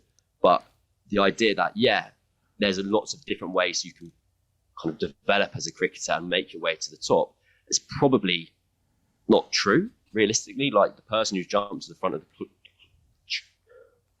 queue, Jesus, at the moment is Jacob Bethel, who's just this wonder kid who's been decided. It's been decided that he is the one, and he's been kind of acclaimed as the one for the last decade. So, I don't know. I think there's enough prestige associated with Test cricket in England still, and it's still probably potentially your primary earner if you can make it there, that you will continue to develop and want to go that way. Whether that can be, we see that in the rest of the world, that's not the case in different nations. Cam Ponsonby, thanks so much, my brother. When I said welcome back to the show, that was obviously incorrect. We've just spent so much time together in the studio as lovers. So, treat. keep saying that, mate. Thanks so much for the breakdown of the game and everything that's behind Bazball as well. We'll catch you next time. No worries. See you shortly. Thank you. Great to have Cam on the show for the first time. And well done, England. Setting it up for a hot Ashes next year, let me tell you. I actually am looking forward to what England bring next year for the first time in a long time. The last couple of times they came out, it was just, don't know. But at least they're doing something. I know there's a lot of talk about, geez, they've got 6 Hall of Famers in their team. But I'd like to see them do it against our boys. And when they do, I'll say, well, got a bit lucky, I thought. Yeah, like as you've said, the cricket they play is good to watch. The suck off is appalling, but it adds to the entertainment. It adds to the tapestry. Yeah. And we're all. I mean, what are we if not people looking for tapestry? Yeah, and tapas. I'm looking for small finger food. Tapestry of the penis. I played with him. I like everything England is bringing to discourse. Yeah. So, and many other courses around the world. Yeah, I think it's all good. Reserve the right to have any perspective or opinion on it. Yep. They might be good when they come out. They might not. There's a lot of cricket to be played between now and then. Australia have pumped India in the ODIs in Brisbane. The first ODI, India were bowled out for 100 thanks to shooters 5 for 19 off 6.2. Australia chased that, losing 5 wickets disappointingly in 16.2 overs, but they did win by 5 wickets with 202 balls remaining. Georgia Vole made 46 off 42. Now, here's where it starts to get real safe for the Aussies. The second ODI in Brisbane at Allan Border Field. Australia made 371 for 8. And then they bowled India out for 249. So they won by 122 runs. The top 4 batters, Litchfield 60 off 63. Georgia Vole 101 off 87. Pez, Elise Perry batting 3, 105 off 75. Beth Mooney 56 off 44. They finished 371 for 8. Now Annabelle Sutherland took 4 for 39 to restrict India to 122 runs less than the Aussies. Okay, it's the highest score by Australia against India. Great. And Australia's 3rd highest ever total. That's also 20 wins in a row at AB Field up there in Brizzy. Pez has 7,000 runs and 300 poles, and of course is the first and only ever female cricketer to ever done that. Pez's 72 ball 100 is the fastest ever against India. She also hit 6 sixes in an innings, the most ever by an Aussie in an ODI. Good. Georgia Vole, who's 21, is the 3rd youngest to score a ton for Australia after Meg Lanning, who was 18, and Phoebe Litchfield, who was 20. So, I mean, this is ticking every... I've almost forgiven them, and I've definitely forgotten what happened in the World Cup. The cause style. You're forgiven, not forgotten. Yeah. Yeah, don't worry about that. So, that's just glorious. It's glorious stuff from the Aussies. I mean, it's everything we needed. Good week. Yeah, it's a good week. It's a good week. Obviously in and of themselves, well done to the women's team for knocking over India there. I don't know if Harmanpreet's up to anything, but in the context of the entire week, the summer's starting to come into its own. Shaky beginnings. Right. You know what I'm saying? I'm not referring to Saudi Arabia. I mean, that's the IPL T10 comp that's coming up. Right. But, the men lose against Pakistan. The women don't win their World Cup. Right. They fail by not winning the World Cup. The men lose the first test, but now we just have a week where, Kratz goes about his business. Heady makes 140 off as many rocks. Yep. Siraj is blowing up. Adelaide's looking good. I look at the women's games. When we're 2-0 against India there. All the right people are doing the right things. Totally. Shoot a fifer. Yep. Pez 100 record stuff. I'm letting that wash over me. Totally. 6 sixes she can do. Starts her career, Elise Perry, as a fast bowler who bats 9. And a left back. After having played left back for the Matildas. And now she's 105 off 75 with 6 sixes, having reinvented her game because she was batting too slow for a while. Right. She's just a complete phenomenon. Yeah.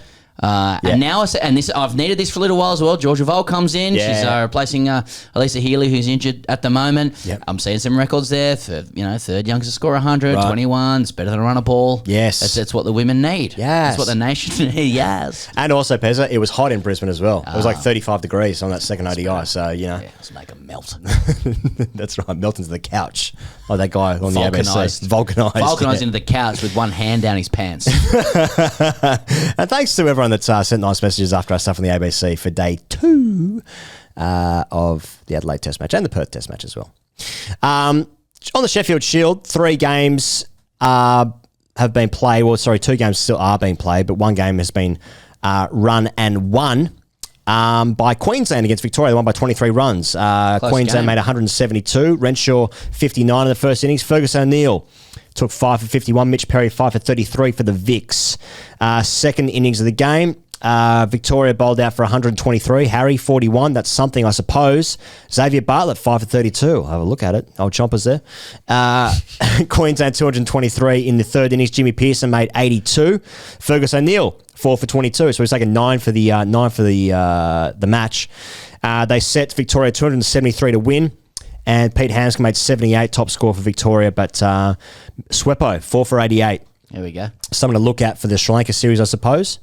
Okay, New South Wales, Western Australia. That game's still going on as we are recording this. But Western Australia made 211 in the first innings. Jack Edwards took 5 for 41 for the Blues. And then New South Wales made 463 for 9 declared. Constas, 88 off 145 balls. But it's KP, Curtis Patterson, 167 red. So that's 450s and a ton. He's averaging over 100 in the Shield this season. This is after he was dropped last year. Well, he's the informed batter in Australia. He's got to play. That's what you got to say. He's got to play. I mean, it's not... Oh, yeah, you're saying, like, what? Have we gone through all the games yet? No, sorry. No, not yet. Keep going. Western Australia in the second innings, Bancroft made 48.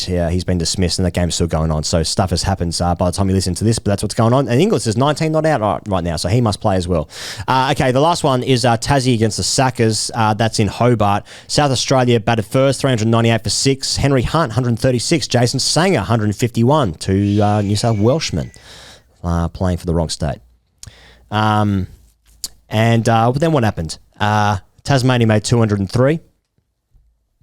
And then South Australia, 233 for 9 declared. Henry Hunt, 31. Jason Sanger, 61. Interesting times ahead. Kerneman, 4 for 67. Good news all round. Tim Ward, 95, not out at the moment. Okay, I'm saying a lot of guys play for New South Wales. Yeah, Jordan Silk, 65. Interesting. Yeah. Nathan McAndrew, 3 for as well. That's right. A little blue beggar. That's what's happening in the Shield. Anything you want to touch on the Shield? Yeah, it's just great to see so many runs in cricket in Australia. You know, and a lot of upward pressure on the team. Getting flat. Sang a ton. There's a comeback tons in Shield cricket. Yeah. A lot of people would like us to focus on players from other states, like Fergus O'Neill's continued consistency. But wrong state, unfortunately. Great guy, only down the road. Love him dearly. He's got to move. Sang a ton, Henry Hunt ton, Curtis Patterson ton. Once again, New South Wales, lifting the nation, carrying it on its back. It's a good thing. I know people from other states aren't going to agree with this, right? But they know deep down, when New South Wales cricket is good. Yeah. That's all. Constas 88. Now, look, the one thing that stuck out to me, he goes, away from the New South Wales dickheadedry, is I noticed that Matt Short, coming off 2 50s for Victoria in the same game at last start, he's missed this game for a wedding, for a family wedding. Well, okay. Now, first things first, good on him. I'm sure it's good reason, and I love seeing that balance in cricket. But fuck me. Yeah. Doesn't he want it enough? Does it? I mean, you wouldn't accept that at grade level. No. You know what I'm saying? No. Many selectors don't. You'd immediately be dropped. Yep. For that. Yep. I mean, but what is Australia? Can you imagine the reports on this story if we'd lost the Test match? Now we've got blokes missing Shield for weddings. Yeah. A guy in my club got dropped because he had a uni exam on a Saturday. Dropped him. Yeah, so, mate, what's your choice, mate? What do you see yourself in 3 years, mate? You work hard enough, you could be running 6 and 2s. I see myself in mechanical engineering. What's it gonna be, mate? Lifelong employment and a ticket to the future, or 2s, 3s? 2s, 3s troll. Possible probables. Possibles, probables. You're mainly in 3s, 4s. Yeah. So, Yeah, so Matt Short, I mean, what's going on in Australian cricket? See you later, mate. What I'm saying. Work your way back up from 5th grade.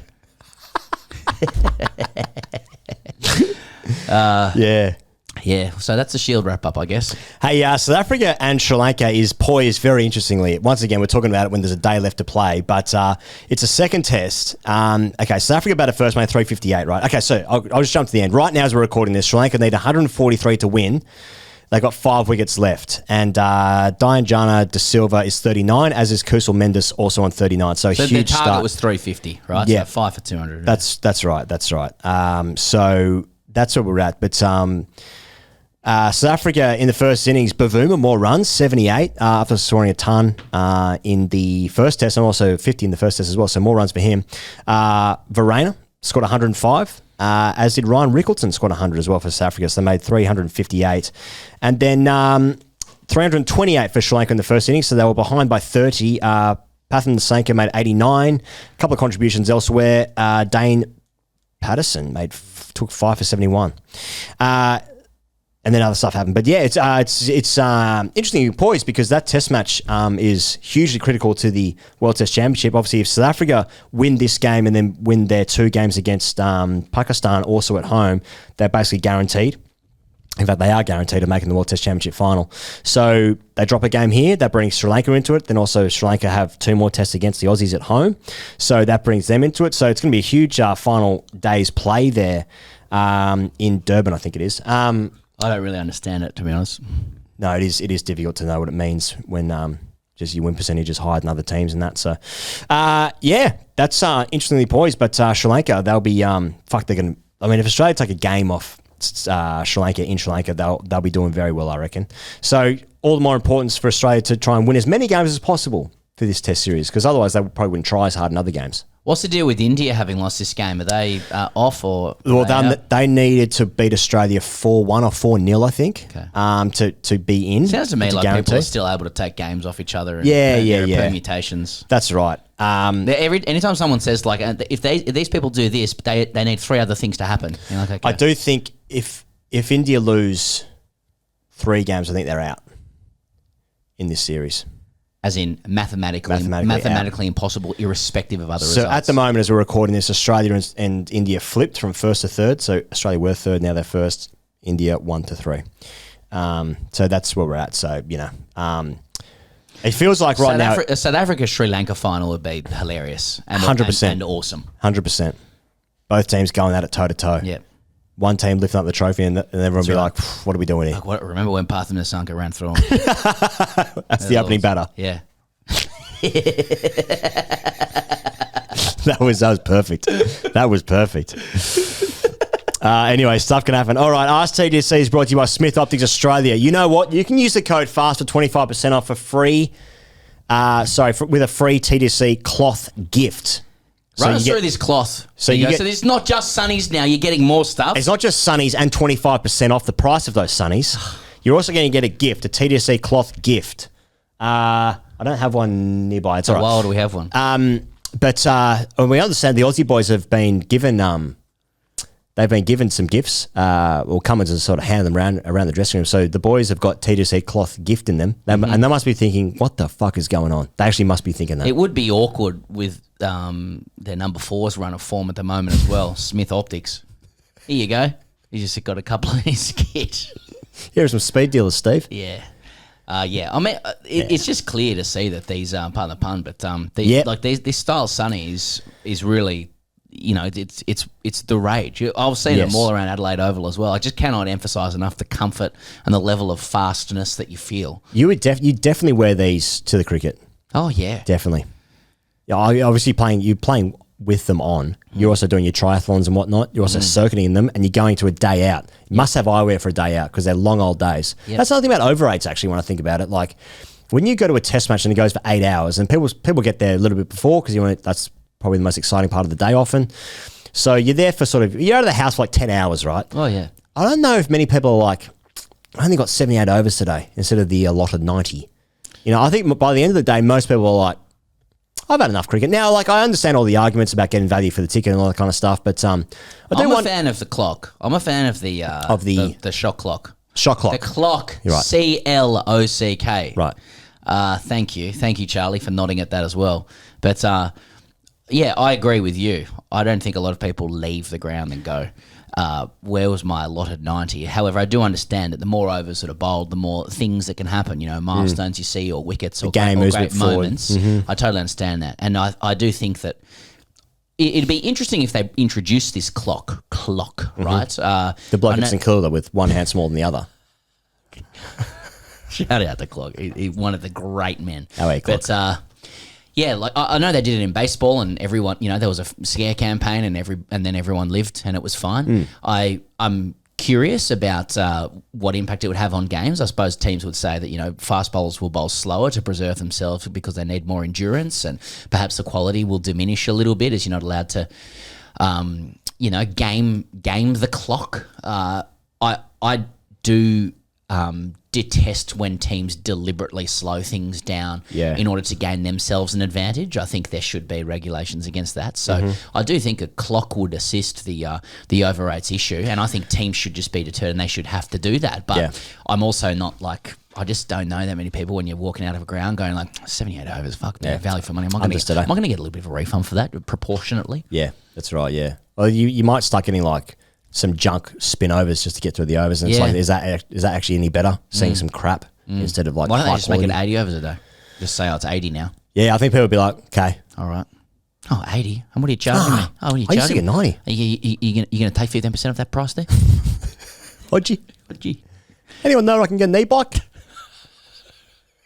What was the story the other day about Tim David? Anyway, that was good. Come to a live show. AskTGC. Sorry, is that enough about Smith Optics? Probably not. Well, no, we've just introduced a cloth now as well. So just so people know, right? Okay. When you get the glasses, you're going to get a TGC cloth to help shine said glasses. It's SmithOpticsAustralia.com, by the way. And then we started talking about over rates. Yeah. So Vert Wildcat overrate. Okay. Yeah, there's a set of glasses called the over rates. They're for pedophiles. We love our partnership with Smith Optics. Where would we be without them? Yeah. Blind. I think it's a great Christmas gift, I've got to say. It's a great Christmas gift. SmithOpticsAustralia.com. Use the code FAST for 25% off your order, and then you get a free cloth gift with TGC all over it. Here you go. So supporting the boys again. That's right. Again. Supporting the boys again. Fuck, I'm exhausted. Been a big couple of weeks, mate. Hashtag AskTGC. This is from 2 Chains with a Z. Question is, I said something inappropriate at my work Christmas party and I have a meeting with HR in 15 minutes. Should I tell them I actually just said, well bowled? Help.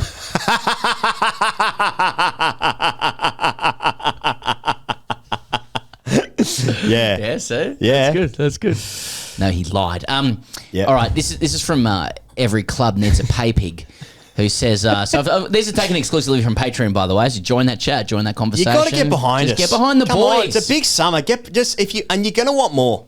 You're going to want more cricket in your life over the festive period. Every Club Needs a Pay Pig says, will Stark retire with the longest, sexiest highlights reel of any fast bowler in history? When will Australia give him his deserved suck-off? Is my anonymous workplace survey actually anonymous? Or if I say I'm going to bring a gun to the office, will the AFP get involved? Yeah. So he wants to suck Stark off and also bring a gun to work, or at least say that he wants to do that. First things first, don't do that, obviously. But I'd imagine if you do say it in an anonymous survey, like if you end up saying something that is, criminal and also endangers people as a threat, that's going to defeat the anonymity. Your anonymity rights are defeated by that alleged criminality. Like if you said Stark isn't that good, that's criminal, mate. When is Stark actually going to get his flowers? Those 3 aren't allowed to get their flowers, mate. Apart from Cummins, because he's captain. They're only allowed to be mentioned as a trio. What, Captain Coldplay? Yeah, it's all right. Fucking Coldplay Cummins. Fucking Coldplay cuck. I don't know what Stark needs to win. I don't know what he needs to do. What more could he win? Yeah. He needs to take a hat-trick in the last over of day 5 of the SCG test. He's a bit slingy for me. Gee, but he bowls a bit of shit, doesn't he? Yeah. He bowled a bit of pump in the second innings. So, what have you done for me lately, Kratz? Exactly, yeah. How are you, Kratz? Nisa must play. Yeah, actually the best. Yeah, it's tricky when there's so much upward pressure from your bowlers, from your Nisas, who are obviously like great cricketers, great players that they've just played in the wrong era, I guess. But it's just when one of the three doesn't. We all love Nisa and respect Nisa. He doesn't hold a fucking candle to Mitch Starc. Yeah, I know. With respect. No, well, if Starc played as much shield as what Nisa has, he'd have triple the wickets. I'm sorry. Like, Kratz is Space Jam. Yeah, I know. Oh, I know. I'm just saying, like, I'm getting upset at others. I'm saying when they have like one bad Test match, then it's like, well, the other, like these guys are doing it in Shield, they've got to play. That's what always happens. Saying that? The like fuckwits. Yeah, child sex offenders on the internet are saying that. Oh, how about our nieces going? Shut the fuck up. Stark's family is in the Olympics. Good that we've already sold out Brisbane. Right.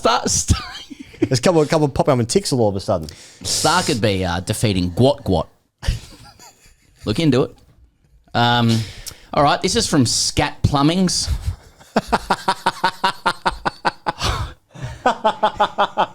Falling off the rails. Yeah. Hi guys, do you think I'd get a gig in the IPL if I sledged blokes while doing 3/5 of fuck all and dropping a catch? Also, can we please normalise drinking Fanta in drinks breaks again? Water is gross because fish have sex in it. Keep up the great work. Disco in the cauldron type stuff. Do you reckon, like as an example, right? Harshit Rana's taken none for and he's got 2 globes in the game. Thanks, mate. Cheers. But there's a lot of like energy walking down he's 22 years old. Like it's a great salad, it's a great chest. Like I could go. He's probably a nice guy, but is there a bit in the dressing room where the guys are like, fucking settle down their championship, win a couple of fucking games. I'd like to think Rohit's like that. I have a lot of time for Rohit's vibe and demeanour. Mm-hmm. I really do. Like just the big old bear who's seen a few things and he's done the business for for India. I like to think that like he's got a good alpha level to him with the youngsters. So if I'm Indian, I'm feeling comforted by that. Yeah. Okay. Good point. But I hope Rohit gives him a clip. Okay. Finally, this is from Richard Cheekweef. Dear Internet Daddies. As someone who has just undergone a hair transplant procedure with nearly 10,000 luscious hairs being removed from the back of my head to the front, I can't help but ponder the most pertinent question of all. What effect will this have on my cricketing ability? As someone who has given up the game, brackets wheelie bin Astro thirds, I think about what salad transformation has done for the likes of Broad, Shammy and Stokes. My question is thus, : do I sail off into a glorious Demoxenil sunset, living a carefree life of free of hats and wind-induced anxiety, or do I go around again for one last salad day? So he's asking, like, will I be better at cricket?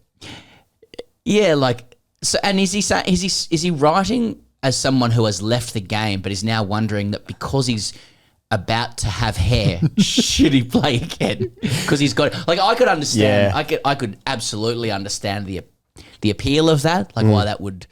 You'd be like, well, I've got hair, like my identity changes. It's like back in the day when they introduced white boots to soccer. Like I might just play a little bit more silky. I'm faster. So yeah, I'm faster. Yeah. It's sort of just a nicer touch. Yeah, I've got a Catalonian in spirit. The way that I play. Yeah. But so I do see where he's coming from. Yeah, a new brand, a new branding. So he's come to the new club and he's just like, oh, David's here this year. Yeah, I mean, there's so and now I'm sexually attracted to him. Yeah, that's right. 4s for him this year. David's here. He's got hair. Do you want to captain 1s this year, mate? Yeah, like Homer gets all those promotions, when he gets hair. Yeah. And who plays the character is that writer in 30 Rock as well. I still remember, my dad will hate me saying this, but when I was going bald, and when I was cursed by someone called Nugsy in 2nd grade, when I sledged him and he said it can go real quick, mate. And 6 months later, I was fucking a cue ball. Fucking cursed the Bambino. Man, he just looked at me. And the Yankees never won a World Series after that. Not the Red Sox, I think. Damn it. It can go real quick, mate. my dad, like who was a fan of 30 Rock, still is, I'm sure. Came to me after, like, so I think my family on my dad's side were like, who probably have a little bit more attachment to image than like my mum's side. They were a little bit disappointed in my like early onset baldness. It doesn't run through that side of the family. They were disappointed. I got the impression that there was a lot of I remember turning up to family functions, and I would have been like 22, 23, and there would often be like, I got 5 uncles or 4 uncles, 2 aunties, you know, then all the cousins and stuff. Round up. And yeah, I've got 5 uncles, 4. And I remember there'd be discussions in front of me without referencing me about why I'm bald, you know? Like, oh, it's not from our side. What about your mum? What about your grandfather on your mum's side? Was he bald or papa? No, he wasn't, no. I think I have an uncle who had hair transplant. Anyway, and I remember my dad saying to me, I think he'd watched this 30 Rock episode where like Alec Baldwin, who's the executive at NBC, you know, starts promoting this writer who like had decided to wear a wig. Okay. And dad said to me that I should like properly consider getting like hair it wasn't hair transplant stuff. Like back at that time, I was like 22. I'm sorry if I've told this story before, but like I didn't have a lot of money. You know, working as a cricket coach, and yeah. And so like all of the treatments for baldness were like stuff that was like $40 a week, $60 a week, taking tablets and stuff. And I was just like, you know, you got to just, you know, deal with your own sense of self. Right. And so I also just thought like, if I get a wig, that's going to be the funniest thing that my friends have ever seen in their life. Like I just couldn't be dealing with that. Yeah. But my dad was like, you know, you will cost yourself a lot of opportunities, and you will be dealt with prejudicially because of the baldness of your head. Now, not in those words, but that was essentially it. But on the other hand, I always thought Doug Bollinger was a better bowler. He was. From the aesthetics, so. No question. Well, it's something to think about, you know. What a hell of a week it's been. The next test match starts on Friday. How about that, eh? Well, the next Australian test match starts on Friday, and you're saying... It's Saturday. I think it's Saturday. I think the test starts Saturday. Oh, shit, it is Saturday. Yeah, it starts on Saturday. Of course it is, yeah. Well, there you go. Fuck me, eh? No, I kept saying that because I'm getting it into my own head as well, owing to commitments we have and turning up at the wrong time for things. Yeah, okay. Yeah. Well, I need to move some stuff around. All right, have a... You just lost your tea time. You just realised, fuck me. Tea time. Thanks for joining us here on TGC as always. Thanks to Sweens. Thanks to Cam for joining us. Pezza, great show. Great week. Hell of a week. Hell yeah, congrats. See you guys in the